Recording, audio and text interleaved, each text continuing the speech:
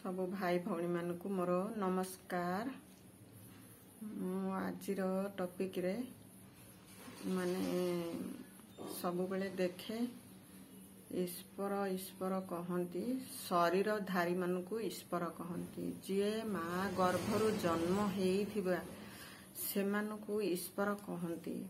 से जदि माँ गर्भरु जन्म हेइची से ईश्वर केमती हैला से विषय रे कहिबी। माने जदि माँ गर्भरु जन्म हेइची माने माँ ही ईश्वर हबो, तार छुआ केमती ईश्वर हबो सेटा भी मो मंथन किए करूनी। जी जाकु देखौची ईश्वर कहिकिरी सेमानकु ही ईश्वर मानती। से विषय रे मु आज कहिबी। माने ईश्वर किए अटंती। जी माँ गर्भरु जन्म हेइछंती सेमाने ईश्वर नुहंती। आउ भागवत गीता भी आपण माने देखिबे तार जहा थमेल फास्ट पेज रे जार प्रथम पेज रे लिखा हेची कृष्ण अर्जुन, किंतु तांकर भागवत गीता रे कृष्ण अर्जुन विषय किछि लिखा हेइने। सेठे शिवकर संतान विषय रे लिखा हेची, किंतु से फास्ट पेज रो पेपर टाकू देखिकिरी समस्ते कृष्ण को ही मानती। कृष्ण अर्जुन को ए कहिचंती से कहिचंती पूछुचंती सेटा रंग गटे। जेतबळे जदि भागवत जदि समस्ते पढ़िकिरी जानते ताइरे कौन लिखा जाइची हेले किए आउ माने अविश्वास रे नथांदे।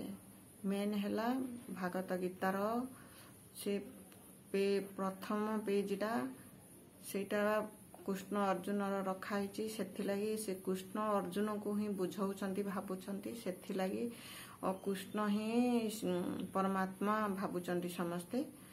एटा कृष्ण परमात्मा नुहंती, शिव ही परमात्माटे। शिव भी शरीरधारी नुहंती।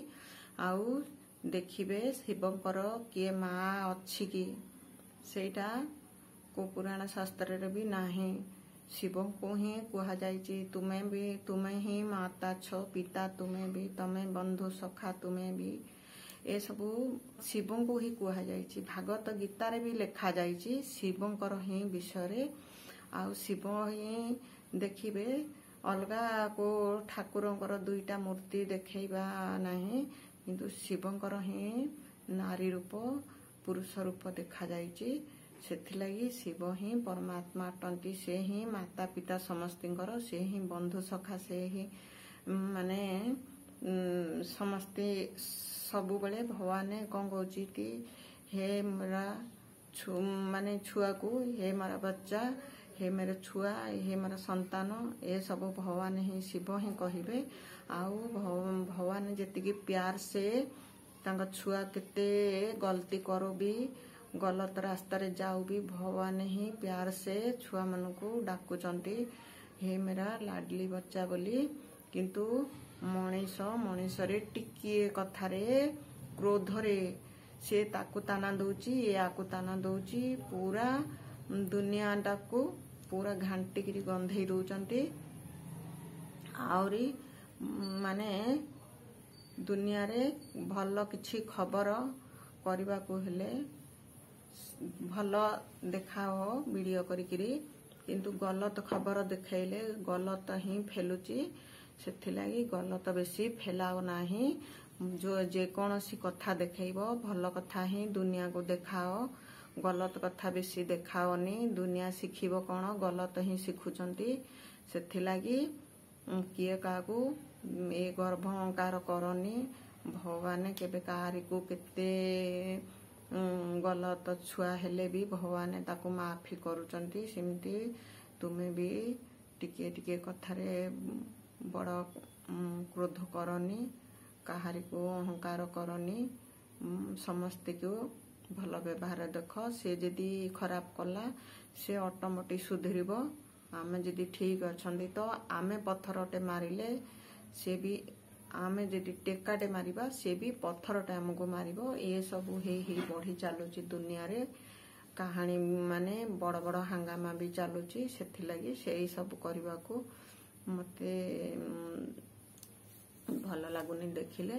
ସମସ୍ତଙ୍କୁ ମୁଁ ରିକ୍ୱେଷ୍ଟ କରୁଛି, ମାନେ ଦୁନିଆକୁ ବଦଳେଇବାର ଅଛି। ଶାନ୍ତ ମନରେ ସରଳ ମନରେ ସମସ୍ତଙ୍କୁ କଥା କର ଆଉ ବ୍ୟବହାର ଠିକ୍ କର।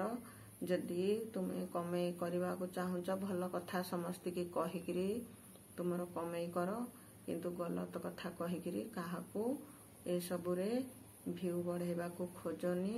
ସବୁ ଭଲ କଥା କରିବ ତ ତୁମକୁ ହିଁ ଭଲ କହିବେ, ଆଉ ଗଲତ କଥା କହିବ ତ ଦୁଇଟା ଯାକର କଥା ଶୁଣିବାକୁ ପଡ଼ିବ, ଭଲର ବି ଖରାପ ବି।